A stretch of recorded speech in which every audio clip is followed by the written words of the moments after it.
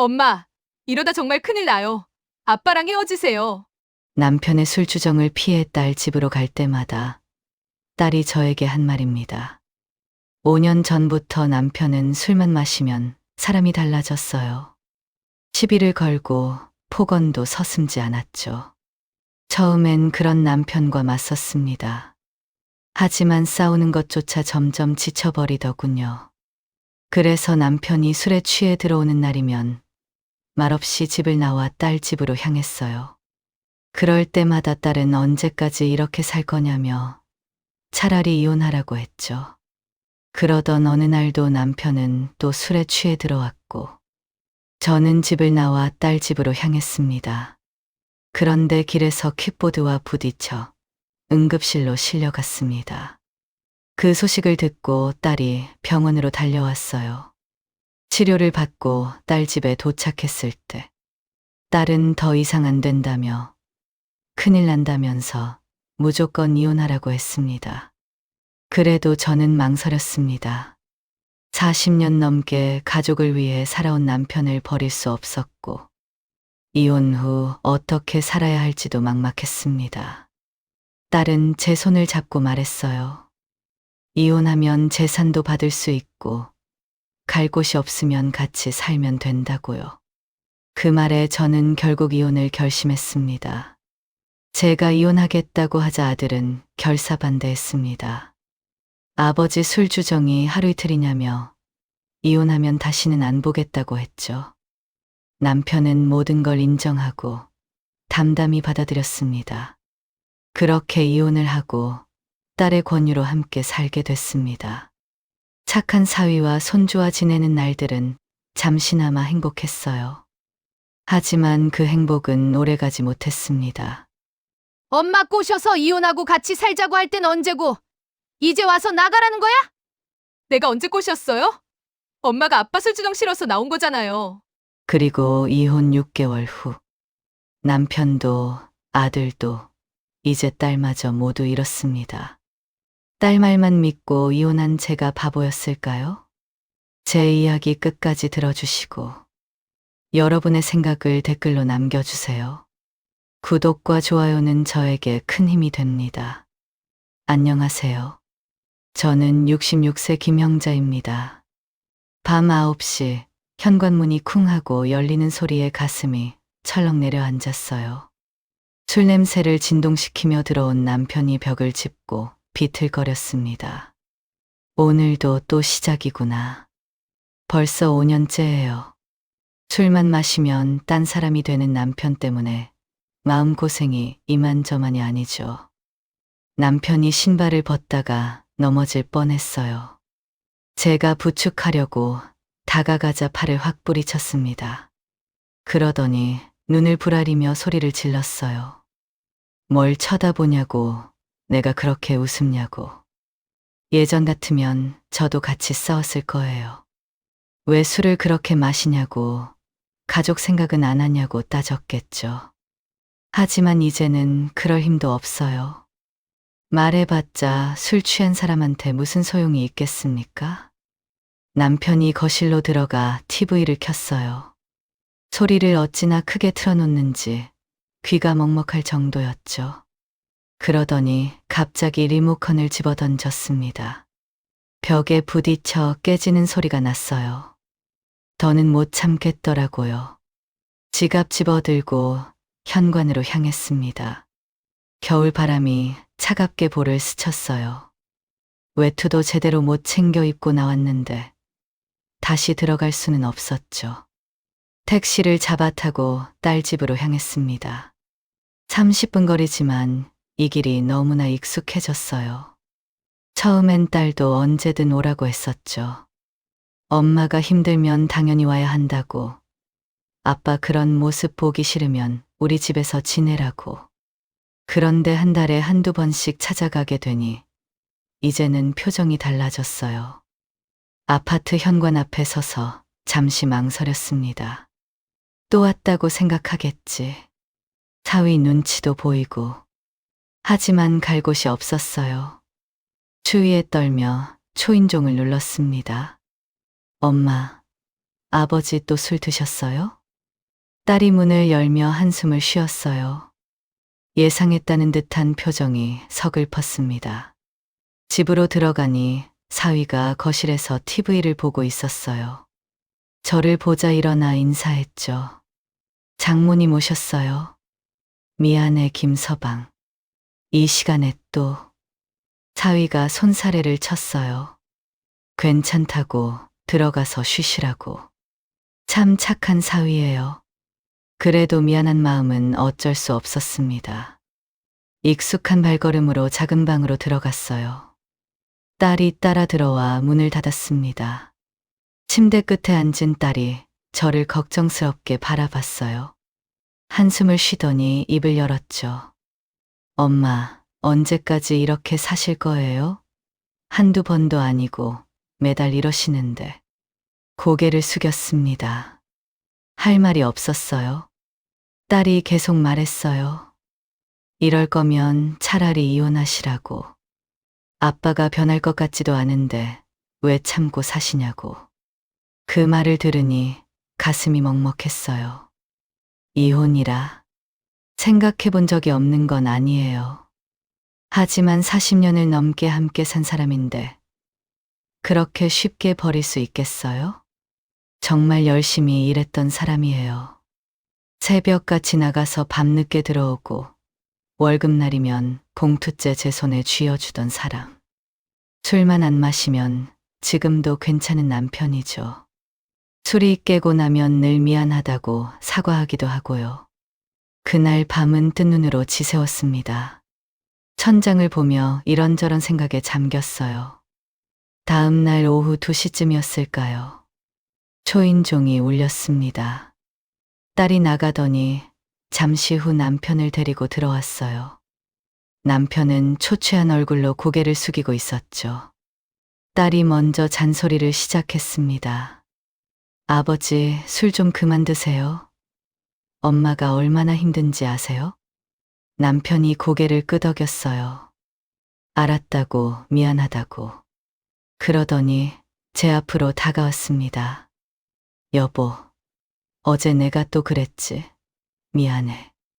이제 집에 가자. 어제 일을 하나도 기억 못하는 얼굴이었어요. 술에 취하면 했던 행동들을 전혀 기억하지 못하는 게 이 사람의 문제였죠. 딸이 못마땅한 표정으로 우리를 바라봤지만 저는 남편을 따라 일어섰습니다. 집으로 돌아가는 택시 안에서 남편이 제 손을 잡았어요. 앞으로는 술을 많이 마시지 않겠다고, 정말 미안하다고. 몇 번을 다짐하고 또 다짐했죠. 일주일이 지났습니다. 남편은 또 약속을 어겼어요. 저녁 6시쯤 친구들과 저녁 먹으러 간다고 나갔죠. 현관에서 신발을 신는 남편을 보며 걱정이 앞섰습니다. 여보, 술 적당히 마셔요. 날도 추운데 또 그러다가 큰일 나요. 신신당부를 했어요. 제발 오늘만큼은 술을 조금만 마시고 들어오라고. 지난주에 한 약속 잊지 말라고. 남편은 손을 휘저으며 알았다고 한두 잔만 하고 오겠다고 했죠. 믿고 싶었어요. 정말로 이번엔 달라질 거라고. 하지만 가슴 한구석이 불안했습니다. 9시가 넘어서 현관문이 열렸어요. 소리만 들어도 알 수 있었죠. 오늘도 만취 상태라는 걸. 거실로 나가보니 남편이 벽을 짚고 서 있었습니다. 바지 무릎 부분이 찢어져 있고 그 사이로 보이는 살갗은 시커멓게 멍들어 있었어요. 어디서 넘어진 게 분명했죠. 제가 다가가자 남편이 갑자기 양말을 벗기 시작했어요. 그러더니 그 더러운 양말을 제 얼굴을 향해 던졌습니다. 뭘 쳐다봐? 불만 있어? 술과 땀 냄새가 진동했죠. 아무 말 없이 양말을 주워서 빨래통에 넣었습니다. 화가 나고 서러웠지만 대꾸하면 더 큰 소란이 날 게 뻔했어요. 남편은 안방으로 들어가 옷을 갈아입으며 계속 고함을 질렀습니다. 뭐가 그리 못마땅한지 온갖 욕설을 퍼부었죠. 벽을 치고 서랍을 쾅쾅 닫고 집안이 떠나갈 듯 시끄러웠습니다. 더는 못 듣겠더라고요. 조용히 지갑을 집어들고 살금살금 현관으로 나왔어요.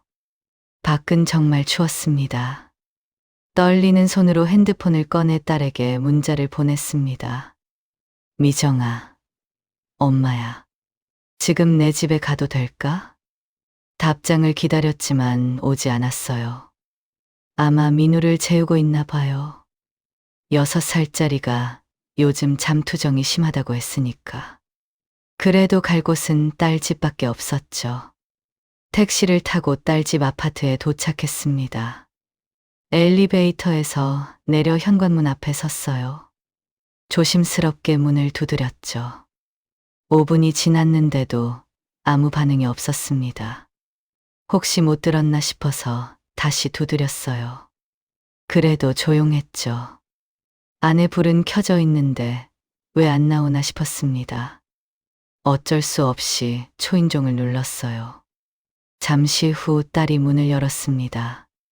표정이 좋지 않았어요. 들어가려고 하자 딸이 문 사이에 서서 막았어요. 엄마, 미안한데 오늘은 안 돼요. 민우 아빠랑 좀 싸워서 지금 분위기가 안 좋아요. 그제야 안에서 사위 목소리가 들렸습니다. 뭔가 중얼거리는 소리. 화가 나 있는 것 같았어요. 아, 내가 또 눈치 없이 왔구나. 미안한 마음에 고개를 숙였습니다. 딸도 힘든데 엄마까지 가서 짐이 되면 안 되죠. 문을 닫고 돌아섰습니다. 딸 집에도 못 가고 그렇다고 집에 돌아갈 수도 없고 이 추운 밤에 갈 곳이 없었죠. 한참을 망설이다가 동네 찜질방으로 향했습니다. 스문의 시간 하는 곳이라 새벽에도 들어갈 수 있었어요. 다른 선택지가 없었습니다. 찜질방으로 들어가 씻고 나서 수면실로 갔죠.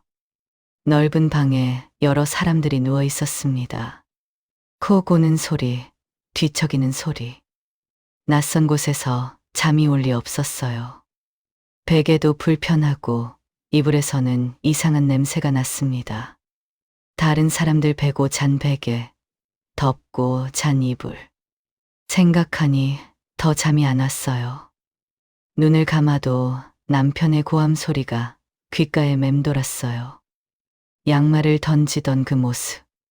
언제부터 이렇게 됐을까요? 젊었을 때는 정말 좋은 사람이었는데 새벽 4시가 되어서야 겨우 잠이 들었습니다.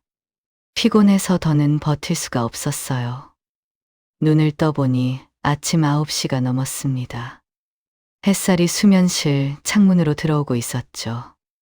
얼른 집에 가야겠다는 생각에 몸을 일으켰어요. 그런데 핸드폰이 없었습니다. 가슴이 덜컥 내려앉았어요.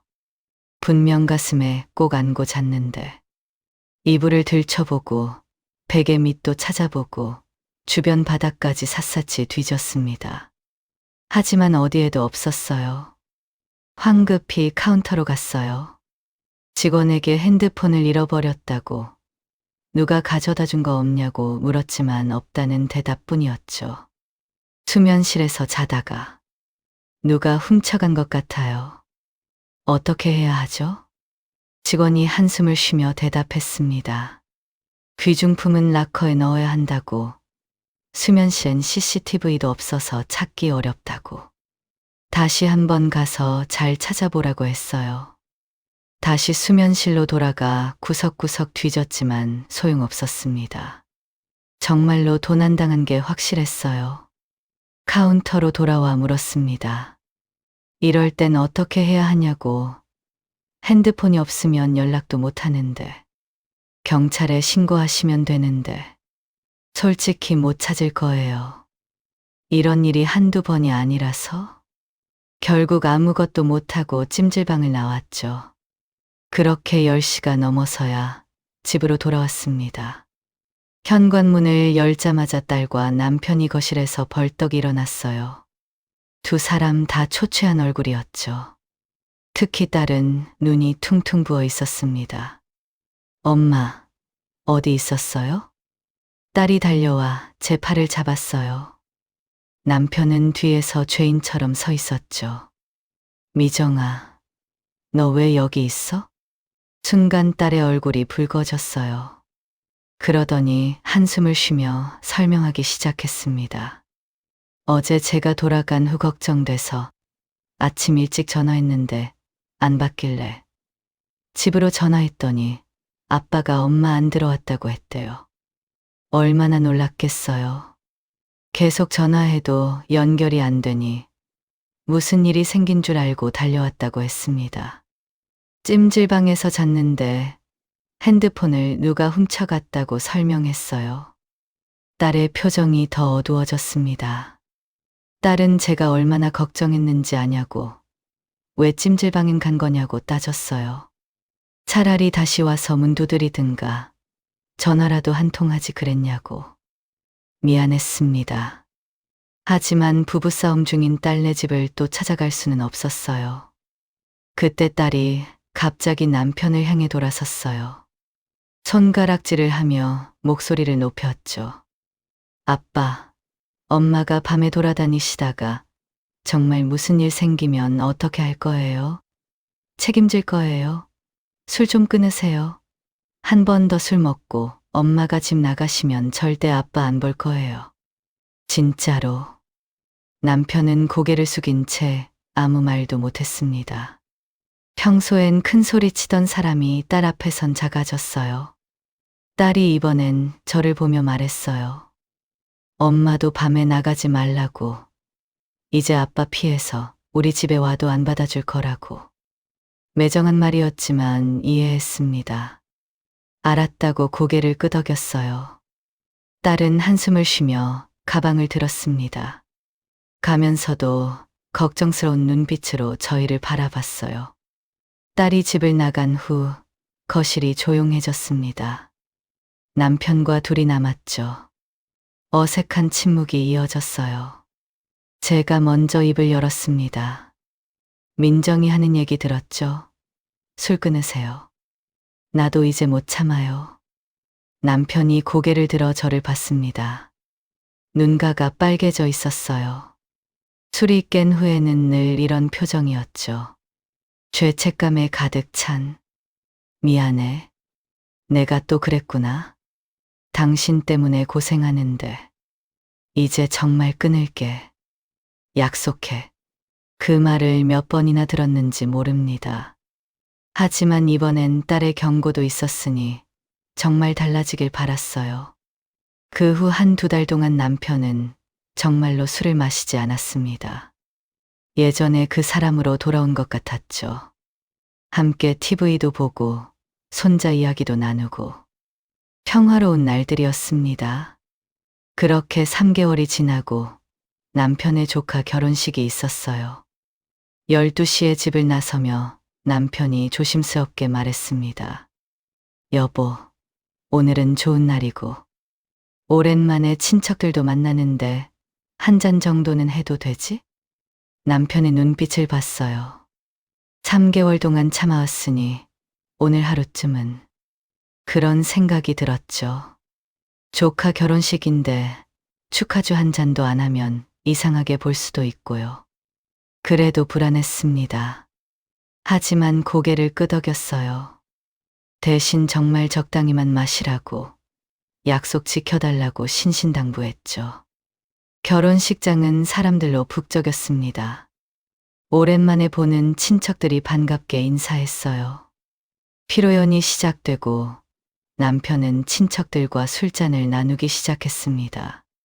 처음엔 정말 조금씩만 마셨어요. 저도 안심했죠.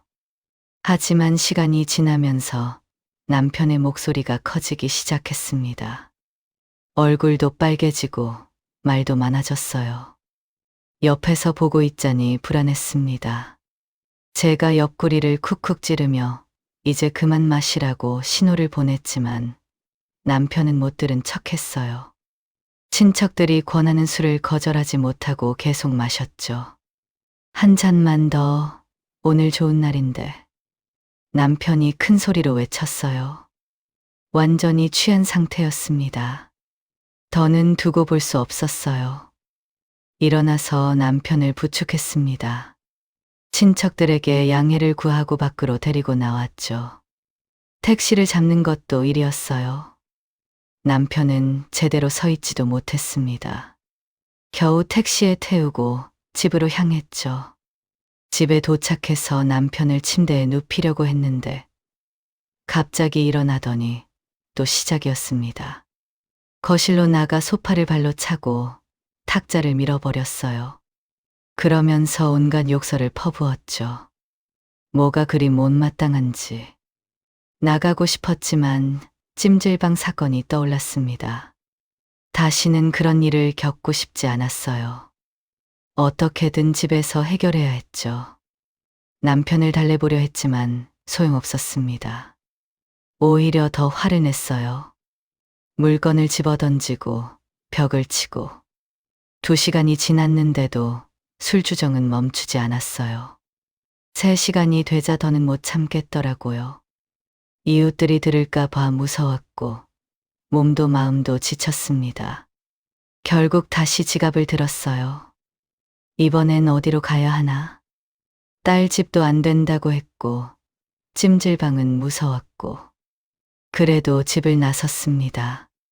저녁 7시 또다시 차가운 바람을 맞으며 걸었어요.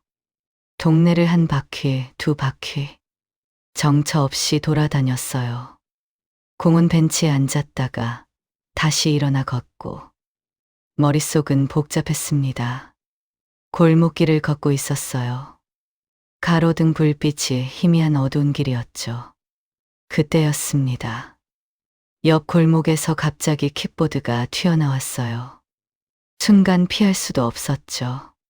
킥보드가 제 옆구리를 들이받았습니다. 그대로 바닥에 쓰러졌어요. 허리와 엉덩이에 충격이 그대로 전해졌습니다. 킥보드를 타던 고등학생들은 넘어진 킥보드를 후다닥 일으켜 세우더니 그대로 도망갔습니다.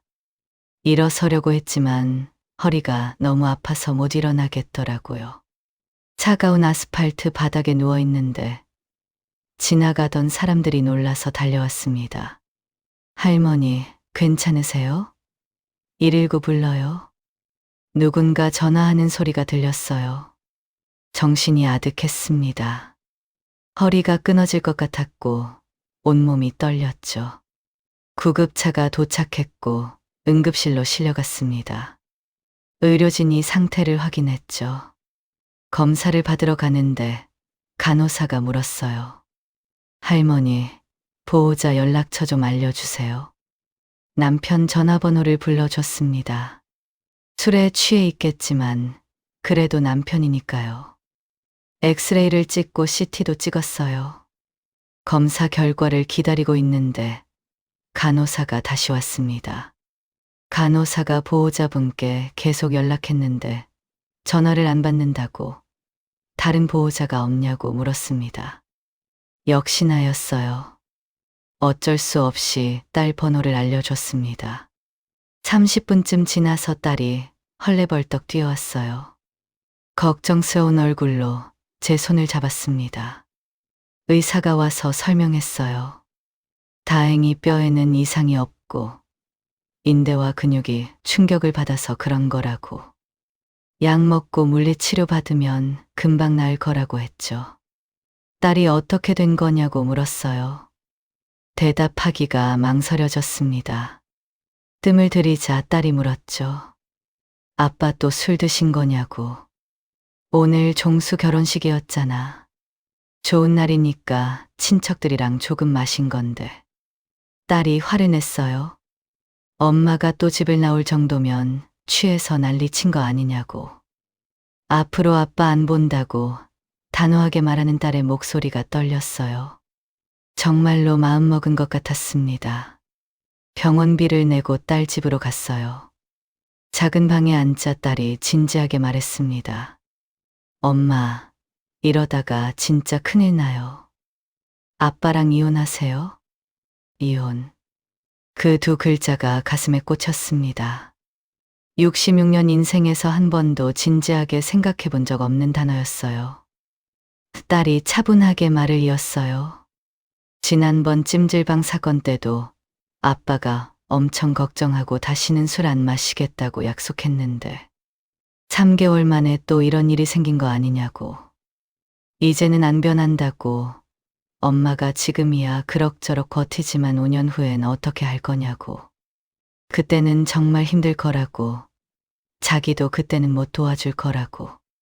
그래도 40년을 같이 살았는데 젊어서는 정말 열심히 일하고 가족 위해 희생한 사람인데 이혼은 너무하다 말했습니다. 딸이 물었습니다. 그럼 평생 이렇게 아빠 술 마실 때마다 밖으로 나올 거냐고. 대답할 수 없었어요. 평생 이렇게 살 순 없죠.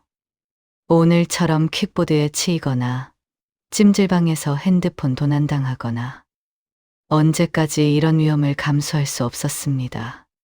그래, 이혼한다고 치자. 그럼 나는 어디서 뭐 먹고 사니? 현실적인 걱정이 앞섰습니다. 딸이 제 손을 잡으며 말했어요.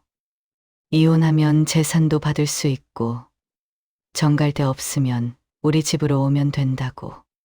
고민해보겠다고 했지만 딸은 고민할 것도 없다고 했어요. 무조건 이혼하라고, 더는 고생하지 말라고. 그리고 마지막으로 덧붙였죠. 자기도 이제 아빠를 안 볼 거라고. 엄마도 더는 그런 사람한테 시달리지 말라고. 그날 밤 잠이 오지 않았어요. 이혼. 정말 해야 하나? 66살에 새 출발이 가능할까?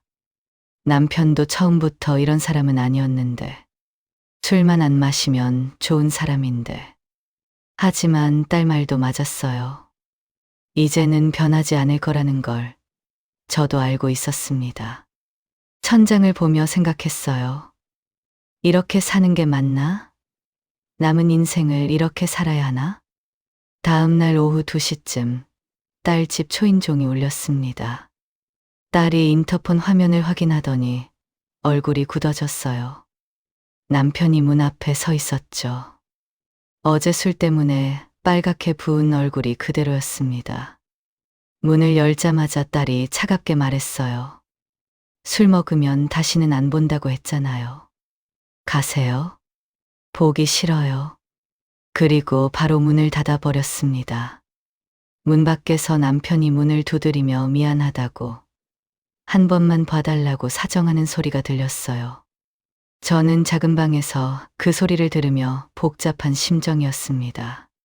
40년을 함께 산 사람이 저렇게 문전박대를 당하니 마음 한구석이 아프면서도 또 한편으론 시원했어요. 그날 오후 딸과 병원에 갔습니다. 물리치료를 받는 동안 온몸이 쑤셨어요. 치료가 끝나고 집에 가려고 했더니 딸이 말렸습니다. 아직 허리도 안 나았는데 집에 가면 어떻게 하냐고 당분간 자기 집에 있으라고 했어요. 사위 눈치가 보였지만 어쩔 수 없었습니다. 집에 가면 또 남편과 마주쳐야 하니까요. 다음 날 아침 아들에게서 전화가 왔어요. 엄마, 아버지한테 들었는데 무슨 일이에요? 왜 집에 안 들어가세요? 아들 목소리가 걱정스러웠습니다. 새벽같이 출근하는 아들이 일찍 전화한 걸 보니 많이 놀랐나 봐요. 당분간 안 들어갈 거라고만 했습니다. 아들이 답답해하며 이유를 물었지만 자세한 설명은 하고 싶지 않았어요. 그러자 아들이 한숨을 쉬며 말했습니다. 이번 주말에 내려갈 테니 다 같이 만나서 이야기하자고요. 토요일이 됐어요.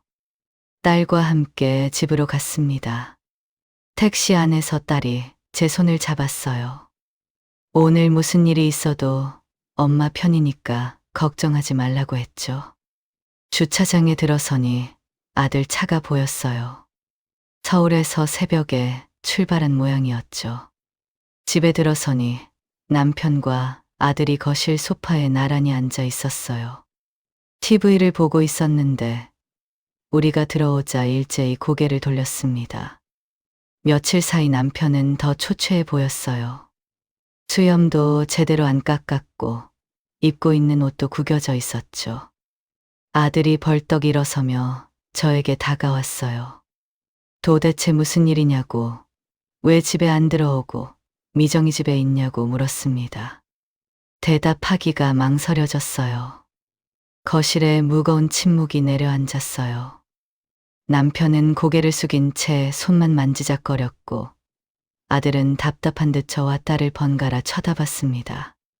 그때 딸이 폭탄 선언을 했습니다. 엄마 아빠랑 이혼할 거야. 짧은 한마디였지만 파장은 컸어요. 남편이 화들짝 놀라며 고개를 번쩍 들었고 아들은 믿을 수 없다는 표정으로 입을 벌린 채 딸을 쳐다봤습니다. 남편이 벌떡 일어서며 저를 향해 다가왔어요. 무슨 이혼, 여보? 이게 무슨 소리야? 진짜야? 남편의 눈이 흔들리고 있었습니다. 아직도 믿기지 않는다는 표정이었죠. 그 순간 딸이 제 손을 꽉 잡았습니다. 차가워진 제 손을 딸의 따뜻한 손이 감쌌어요. 그 온기가 전해지면서 용기가 났습니다. 심호흡을 하고 입을 열었어요. 맞아요.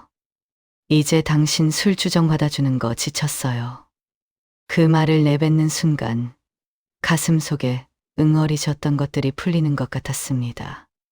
40년 동안 참고 살았던 서러움이 한꺼번에 터져 나오려 했어요. 아들이 화를 냈습니다. 아버지가 술 취해서 그러는 게 하루 이틀이냐고. 그동안 잘 참았으면서 왜 이제 와서 이러냐고 따졌어요.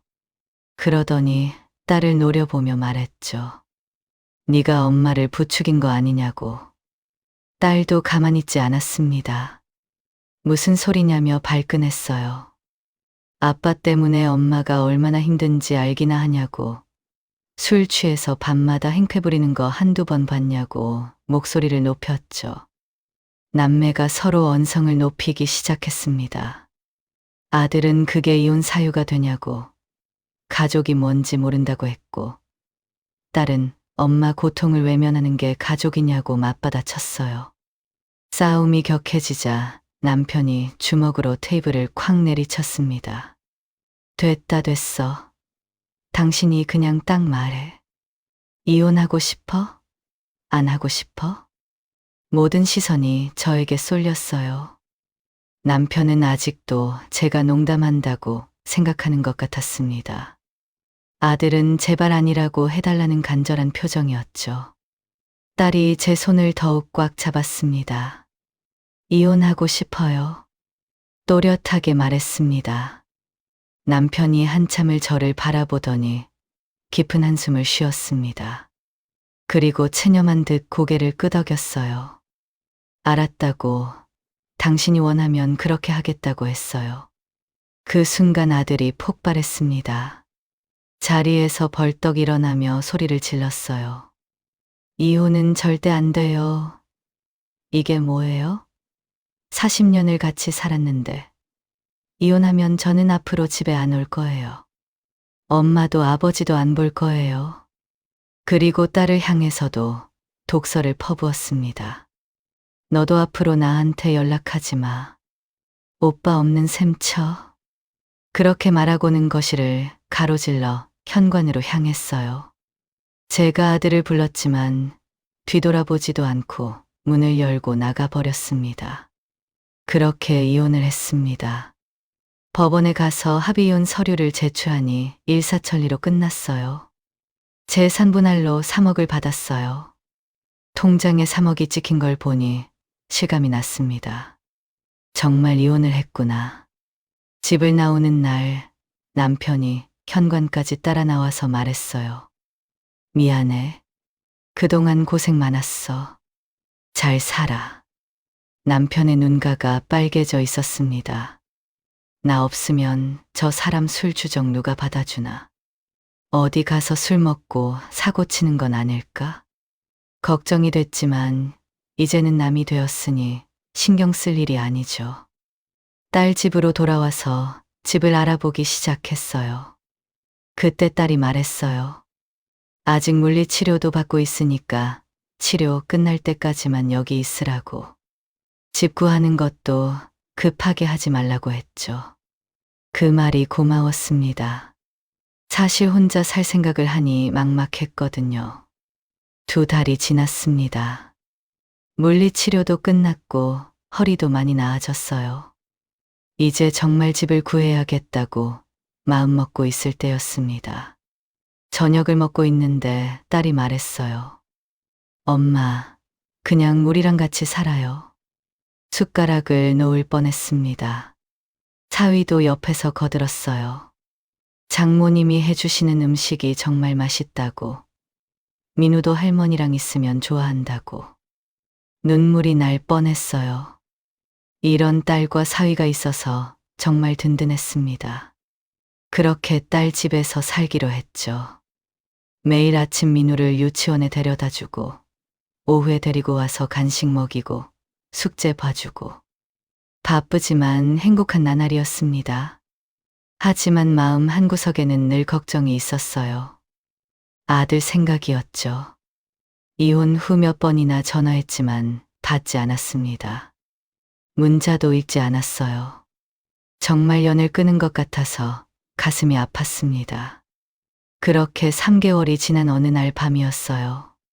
TV를 보고 있는데 딸과 사위가 안방에서 언성을 높이는 소리가 들렸습니다. 처음엔 못 들은 척했지만 점점 목소리가 커졌어요.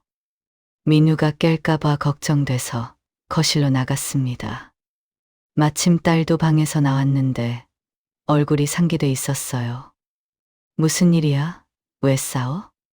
딸이 한숨을 쉬며 소파에 앉았습니다. 다음 달에 전세 계약이 끝나는데 민우가 내년에 초등학교 들어가니까 좋은 학군으로 이사 가고 싶다고 했대요. 요즘은 초등학교부터가 중요하다면서 좋은 학군의 아파트로 가야 한다고 설명했죠. 하지만 사위는 전세 대출 이자가 부담스러우니 그냥 여기서 재계약하자는 입장이라고 했습니다. 얼마나 차이가 나냐고 물었더니 2억 정도 더 들어간다고 했어요. 2억. 큰 돈이었죠. 저도 사위 입장이 이해가 갔습니다. 그냥 여기서 사는 게 어떠냐고 했더니 딸이 답답하다는 표정을 지었어요. 요즘은 초등학교가 얼마나 중요한데 어릴 때부터 좋은 환경에서 키워야 한다고. 민우 미래가 달린 일이라고 열변을 토했죠. 다음 날 아침 식탁 분위기가 싸늘했어요. 딸과 사위가 서로 말도 안 하고 밥을 먹었습니다. 민우도 눈치를 보며 조용히 밥을 먹었죠. 며칠을 고민했습니다. 내가 가진 돈으로 도와줄까? 3억 중에 2억을 빌려주면. 하지만 그 돈은 내 노후 자금인데 나중에 아프면 어떻게 하지? 그래도 딸이 날 이렇게 받아줬는데 나도 뭔가 보답해야 하지 않을까? 그리고 솔직히 말하면 언제까지 여기 얹혀 살 수 있을까 하는 불안도 있었어요. 돈이라도 보태주면 떳떳하게 있을 수 있지 않을까?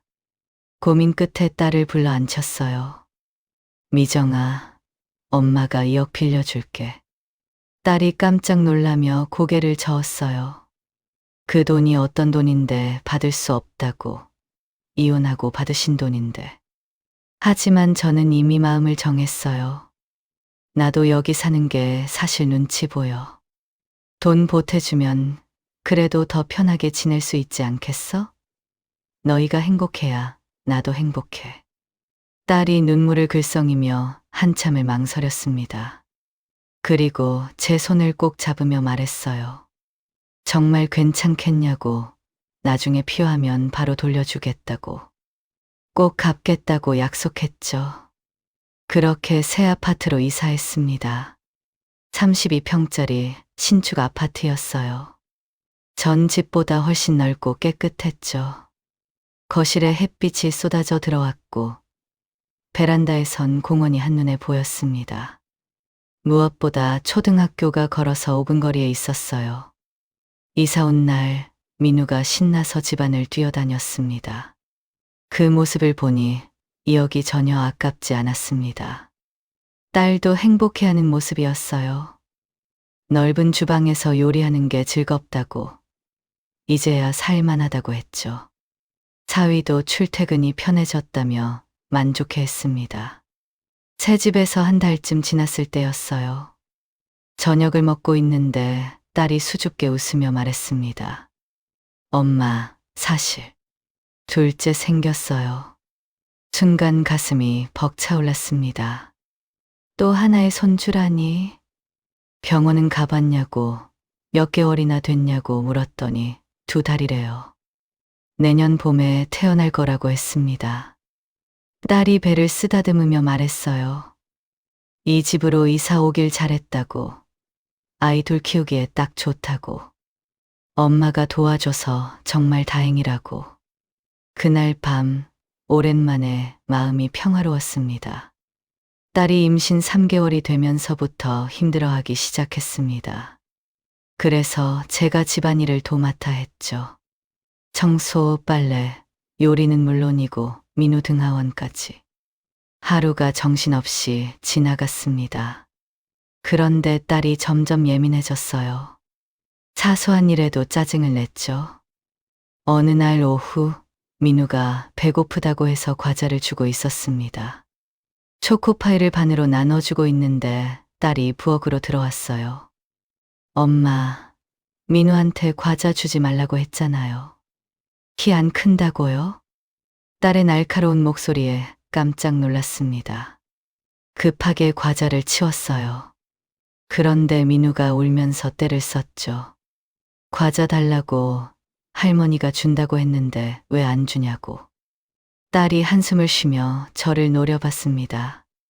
엄마가 맨날 그렇게 받아주니까 버릇이 없어지는 거예요. 애한테 너무 약해요. 뭐라고 대답해야 할지 몰라 가만히 있었어요. 그때 사위가 거실에서 나와서 분위기를 파악하고는 제게 다가왔습니다.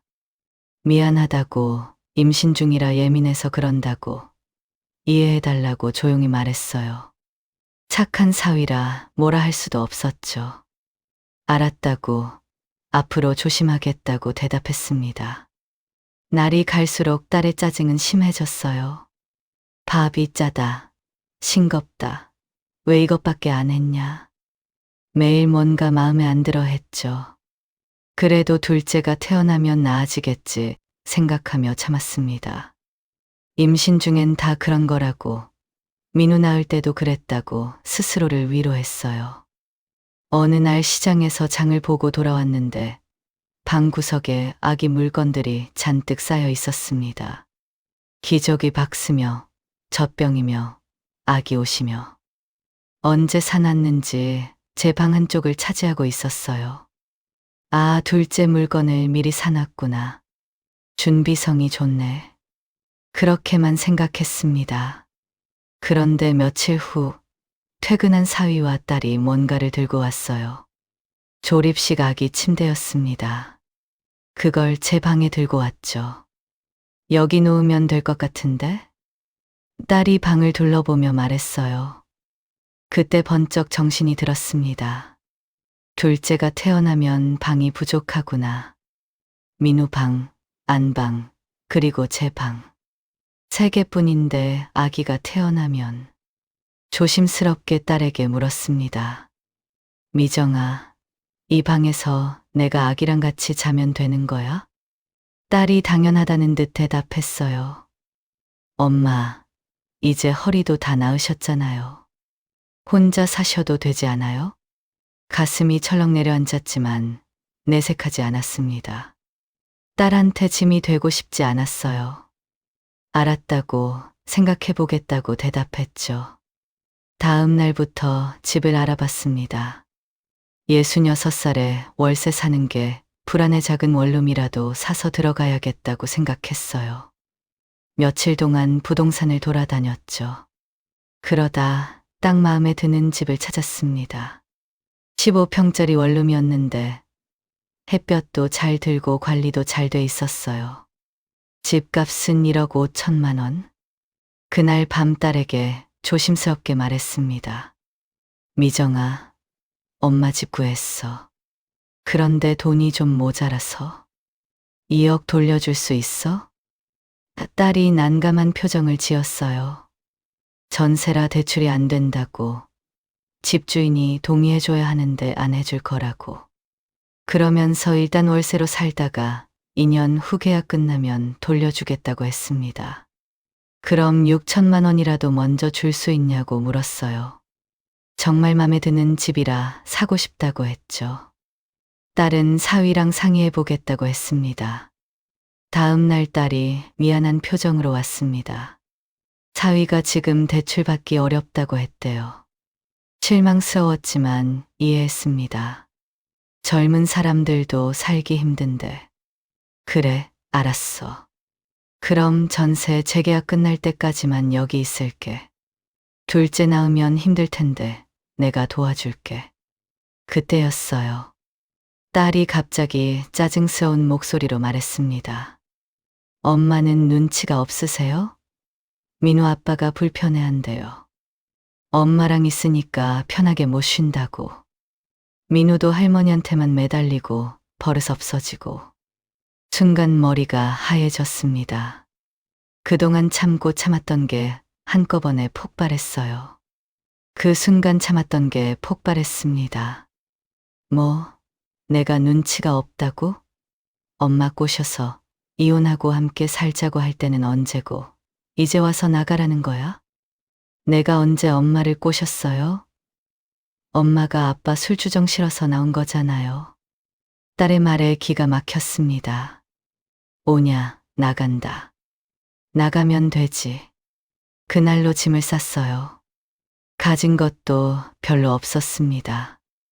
옷 몇 벌, 약통, 통장. 그게 전부였죠. 집을 나서자 갈 곳이 없어서 결국 찜질방으로 갔어요. 핸드폰 도난 사건이 있었던 그곳. 하지만 달리 갈 데가 없었습니다. 다음 날 아침 딸에게 전화를 했습니다. 다음 주까지 2억을 가져오라고 했어요. 그렇지 않으면 고소하겠다고 말했습니다. 딸은 울먹이는 목소리로 물었습니다. 꼭 이렇게까지 해야 하냐고. 아빠와 오빠와도 연을 끊더니 이제 자기와도 끊을 거냐면서요. 가슴이 아팠지만 물러설 수 없었습니다. 다음 주까지라고만 말한 뒤 전화를 끊었습니다. 일주일 동안 찜질방에서 지냈어요. 그동안 시청에 무료 법률 상담소를 찾아갔습니다. 변호사가 내용 증명을 보내면 된다고 알려줬죠.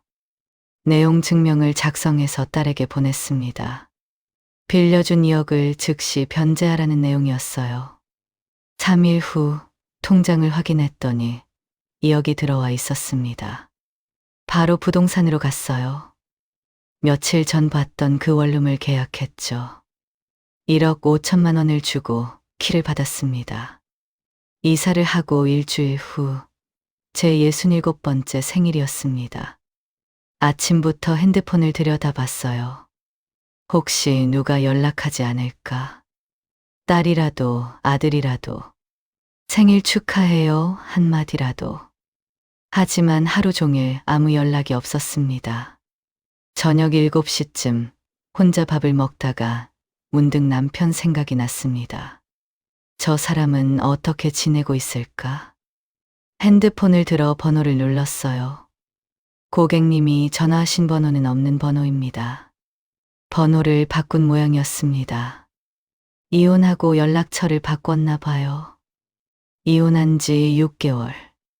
남편도 잃고 아들도 잃고 이제 딸마저. 모두 잃었습니다. 이게 제 선택의 결과였습니다.